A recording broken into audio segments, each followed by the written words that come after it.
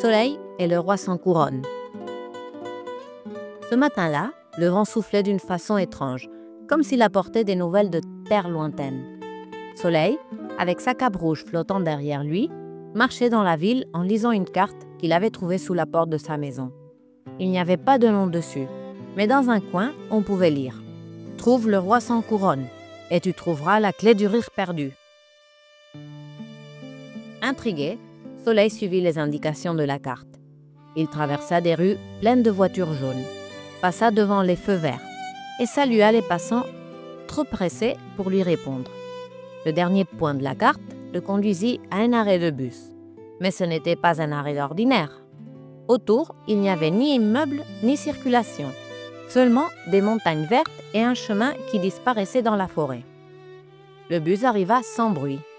Le conducteur, un homme à la barbe blanche et aux yeux joyeux, ne demanda pas de billet. Il dit simplement « Monte, petit, il t'attend ». Le voyage fut court, mais quand Soleil descendit, il se retrouva devant un château couvert de lierre. La porte était ouverte, et au milieu de la grande salle, un homme était assis sur un trône en bois. Il portait des habits royaux, mais sur sa tête, il n'y avait pas de couronne. « Bienvenue, Soleil », dit l'homme comme s'il le connaissait depuis toujours.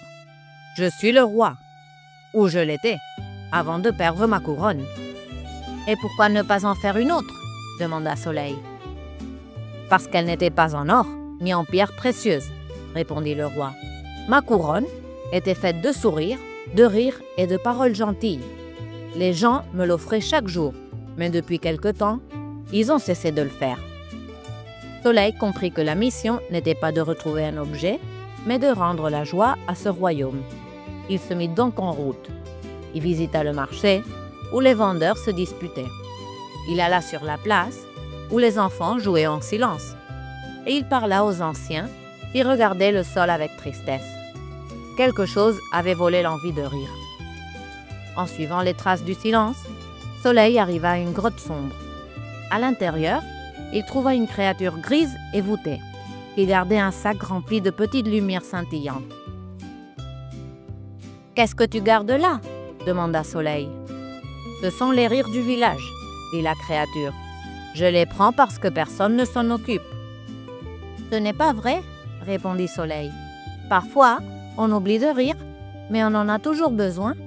Rends-les, et tu verras que tout le monde s'en souviendra. » La créature le regarda avec méfiance. Mais Soleil sortit de sa poche un papier froissé. C'était une blague qu'il avait écrite depuis longtemps, tellement bête qu'il riait toujours en la lisant. Il la raconta à haute voix, et son éclat de rire remplit la grotte. Une des lumières s'échappa du sac et retourna au village. La créature sourit pour la première fois, ouvrit le sac et laissa toutes les lumières s'envoler. Quand Soleil revint, la place était pleine de rires, la musique jouait et les vendeurs chantaient en travaillant. Le roi, entouré de gens heureux, portait à nouveau sa couronne de sourire, invisible mais brillante. « Merci, Soleil, » dit le roi. « Tu m'as rappelé qu'une couronne n'est pas un objet, mais quelque chose qui se gagne et qu'on entretient chaque jour. »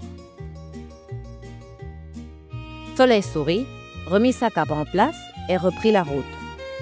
Il savait qu'il recevrait bientôt une autre carte mystérieuse et que quelque part, quelqu'un attendrait son aide.